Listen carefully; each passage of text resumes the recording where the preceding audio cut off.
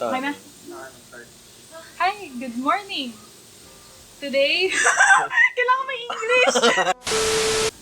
Today, we will conduct an interview about anything related to our course, computer engineering. We have our special guest, Professor, Engineer, Nino Sangalang. And Hello, good morning, good day. good morning. Okay. So, can you tell us a little something about yourself?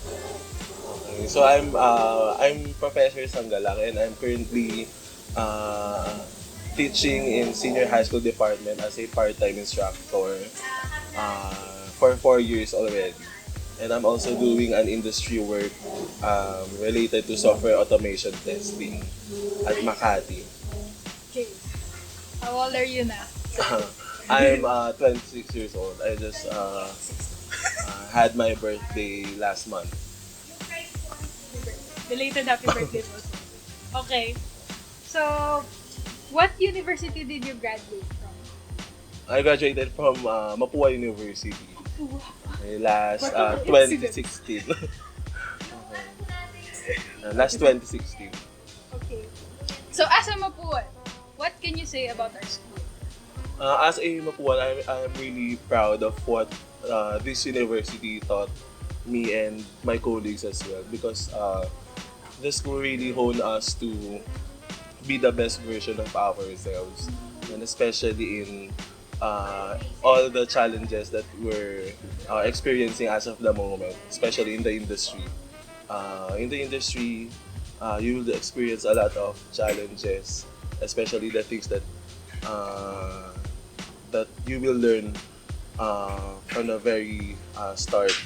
Just like in Mapua, there are a lot of challenges that we students really need to study a lot. So I think that's the edge that we got from Mapua. And especially the term discarte. Discuss. Yes, I think yan din yung na-embody ni Mapua for all the graduates. Thank you, sir, for that very inspiring answer. So, what exactly is the job of a computer engineer? What does Actually, there's a lot of jobs that you can apply as a computer engineering graduate. Because, for example, in Mapua, we have a lot of specialization or tracks that you may apply for. For example, you can apply for .NET, for example, in programming C#, and then Unix, diba? So that's for security and ano naman for system server, and then robotics for hardware naman, microelectronics, embedded system. So there's a lot of possible jobs that you may apply since I think the edge of a computer engineer is that you can explore all the fields in hardware and software industry. Yeah. But it depends upon the graduate if which field will you choose. If you will be taking a hardware or software development. May we know, sir, kung anong track po yung kinuha niyo? Okay, I took robotics and mechatronics, which is very different from my job as of the moment. But I'm not closing my doors for that. Yes.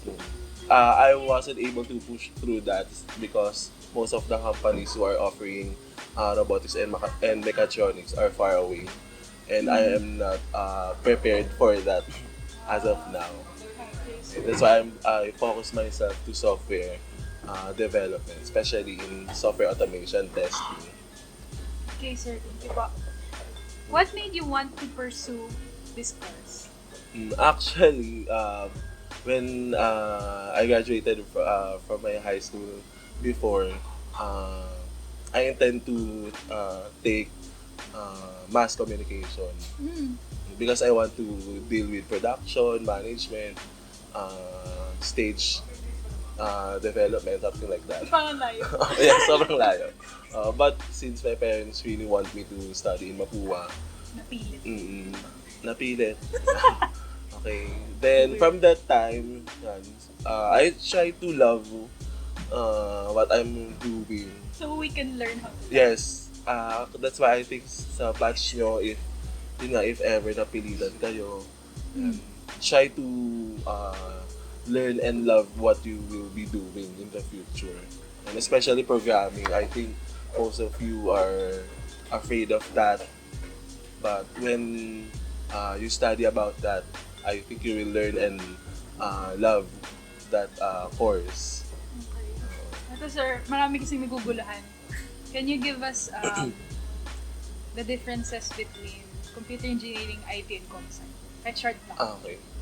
For me, based din sa mga sa people that I've encountered, for computer engineers, I think they're much broad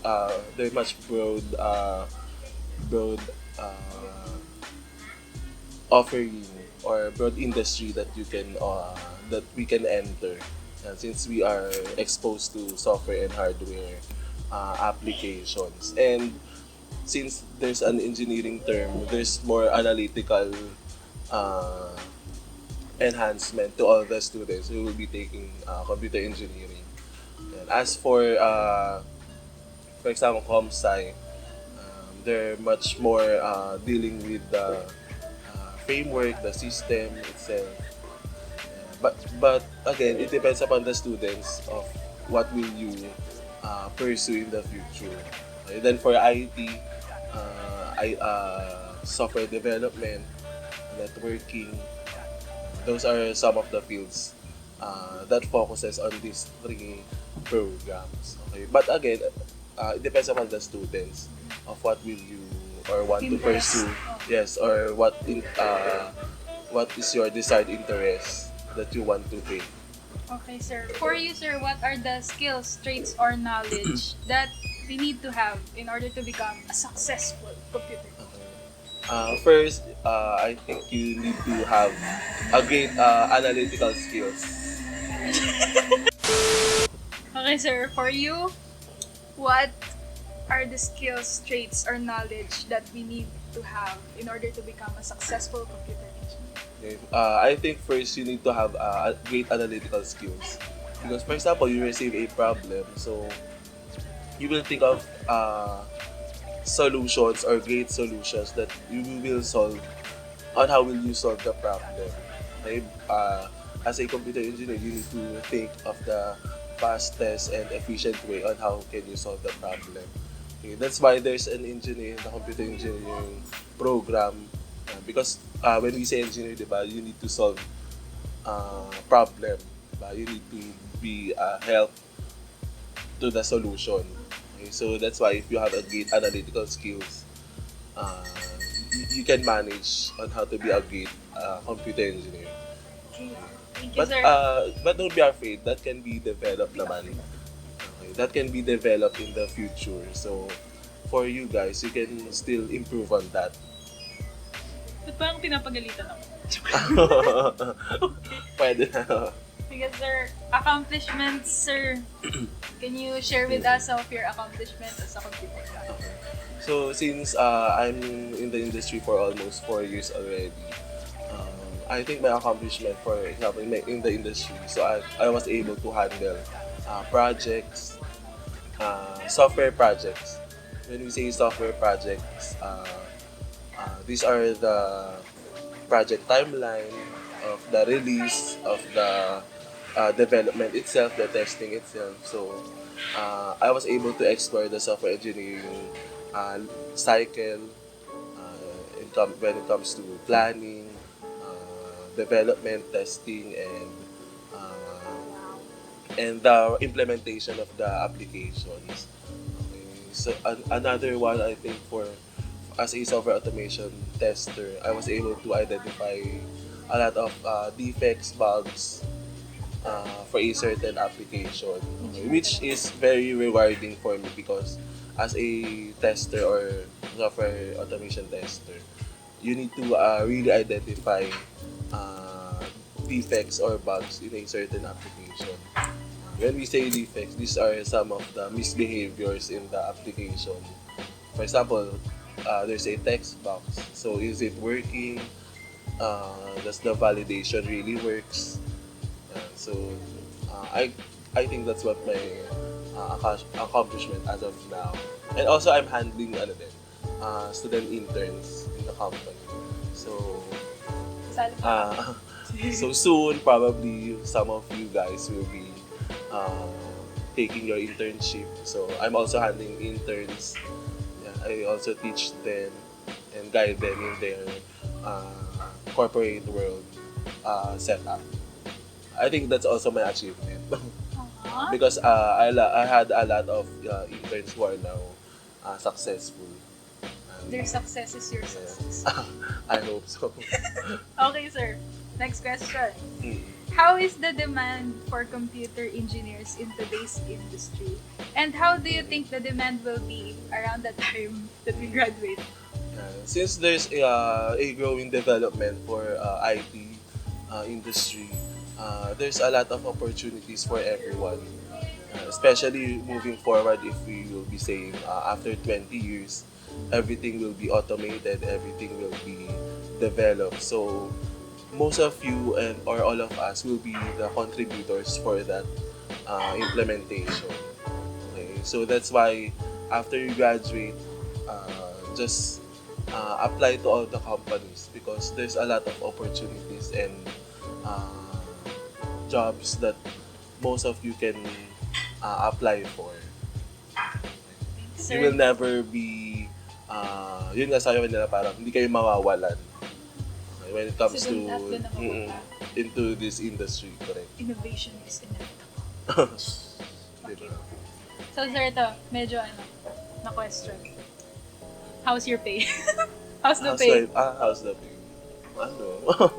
um, Syempre, for fresh grad, here in the Philippines, don't expect too much. Yeah, okay, Fresh but if you progress your work, you have a good performance in the company. So, for IT industry, there's a great opportunity to have a good salary for everyone.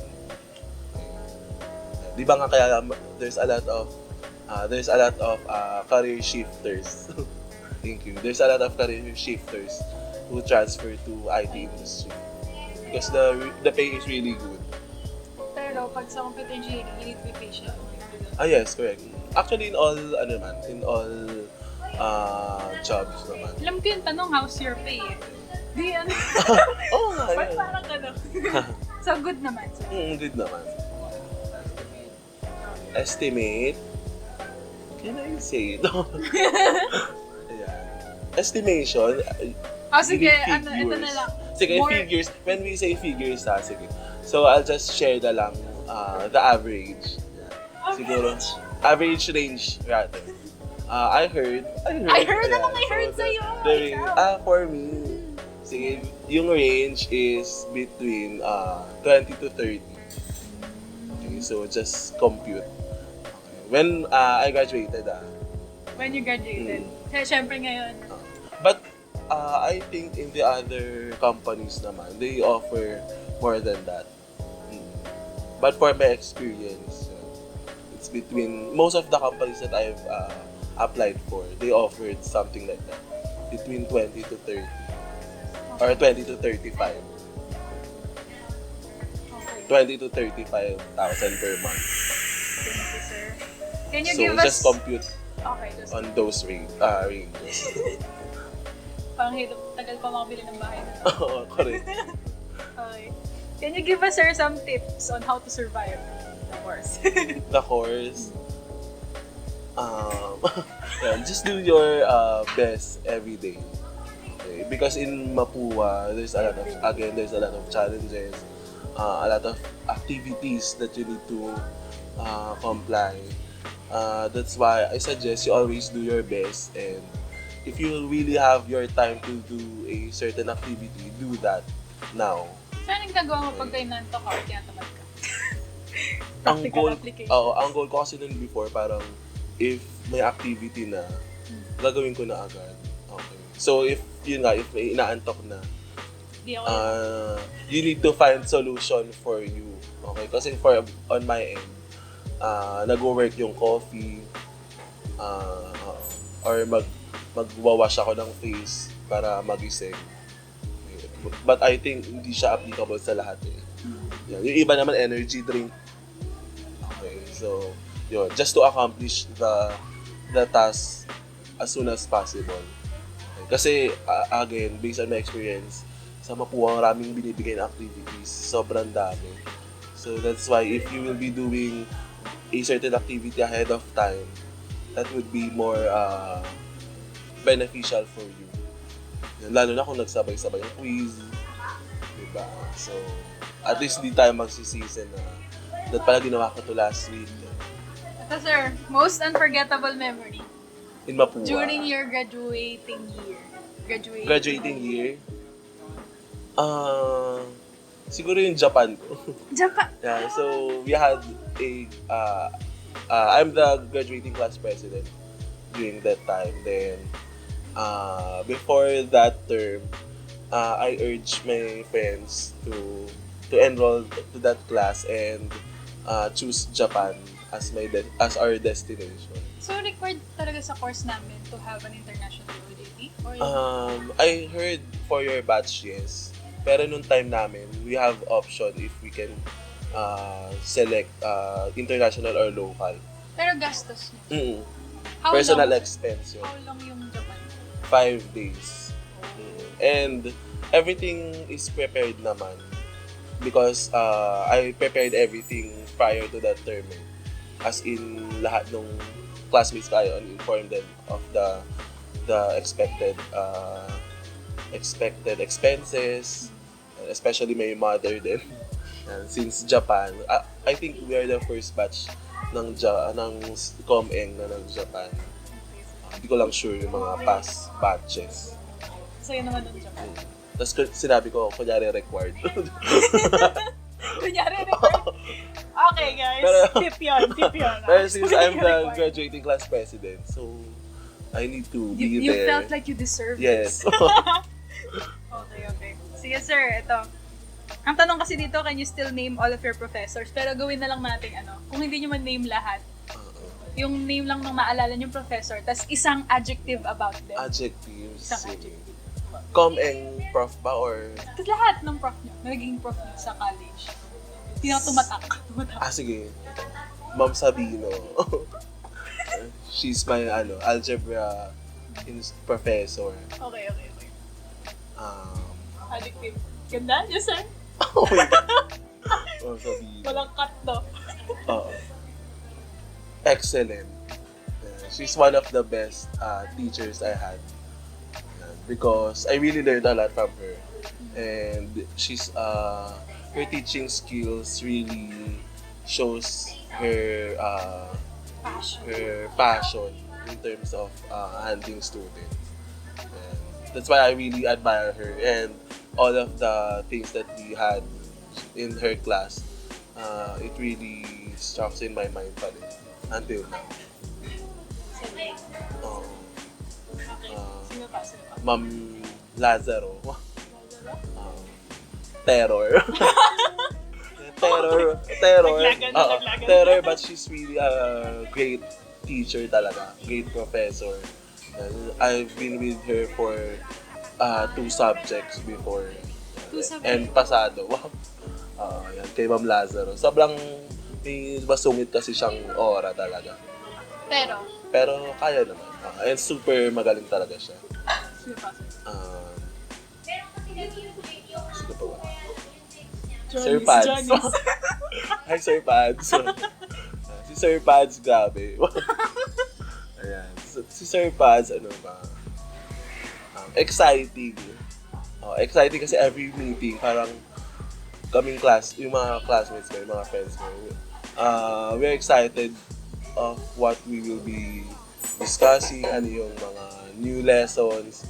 Yan. Kasi si Sir Pads yung nag-open sa amin for programming. He's our instructor.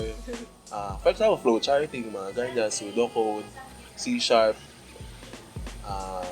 Yun. Okay. So, exciting talaga. That's why every meeting parang, magko-coding na naman. Ganyan. Anong gagawin natin? Pero enjoy naman. Enjoy naman. Sir C, SY? SY, ay, sa techno niyo siya magiging instructor siguro. Technopreneurship. Technoprint. If you have something like that, Ano yun? na hindi ko sure. Challenging. Challenge. Kasi there's a ranking in your class and it will be posted parang weekly. So May parang you will be Nakakaya. challenged talaga. Oo, nakakaya talaga kung lowest ka. And every week you need to submit a good and developed project proposal. Gayon. Kaya hindi ka pwedeng pumasok dun na hindi ka prepared. Huwag ka na lang pumasok. Oo.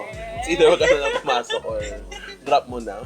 Okay po. Pero syempre, yun, na-survive naman yun kay Sir. Yun lang. Mm. Sila lang. Ah. Okay. Next, sir, ito. Did you regret anything in your journey as a college student? None. None? I really, No regrets? no regrets talaga. I really enjoyed everything. And parang nung second year pa ako nun, parang I instilled in my mind that everything happens for a reason talaga. So if, for example, you failed in a certain subject, there's a purpose on that. Okay? Or you need to work on yourself. Kasi baka there's something wrong with your study habits, your reviewing setup, ganyan. So, don't just blame the teacher, syempre, di ba? So, nasa student pa rin talaga. Kaya, all my years in Mapua are really Best years. best years I had. I hope kayo din. Can you name some of the good companies na nag-offer ng magandang career sa field? Okay. Syempre, I suggest first my company. Wow! Okay. Love your own. Yes, correct. Since they also offer software development, programming, testing, network, and everything. Everything related to software engineering life cycle. Next company, my previous company, Accenture. In Accenture kasi, you don't have your option kung saan ka ma-assign or what skill will you be trying to work on. Okay, there's a boot camp or training that they will facilitate for you to grow on that certain area. So they want you to be well-rounded. Correct. Okay, so for my experience, for example, I was assigned to COBOL programming, which I don't have any background, I don't have any knowledge about that. So they trained me for 1 to 2 months. Then after that, I was assigned to a certain project and I was there for 2 years as well.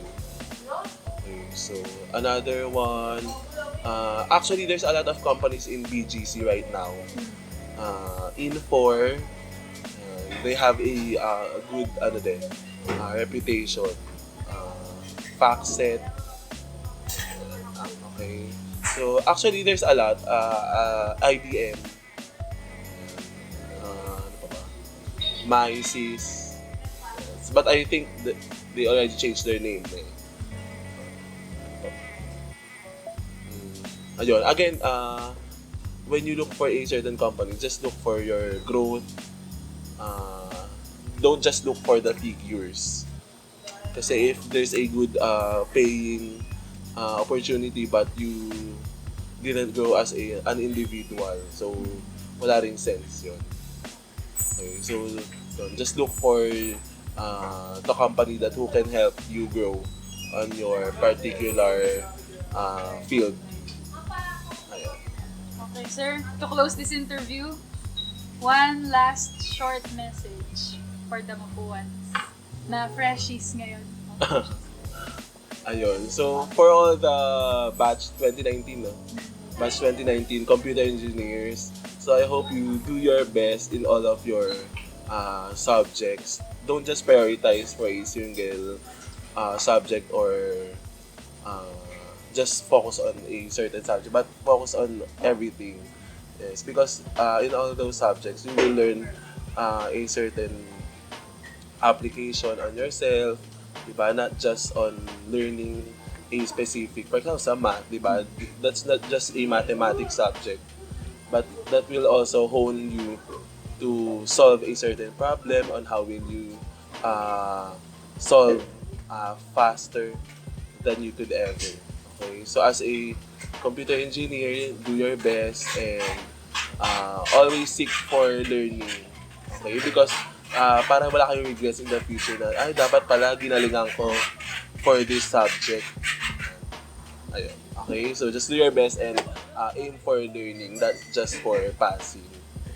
Thank you, sir, for your time. Yay! Good luck!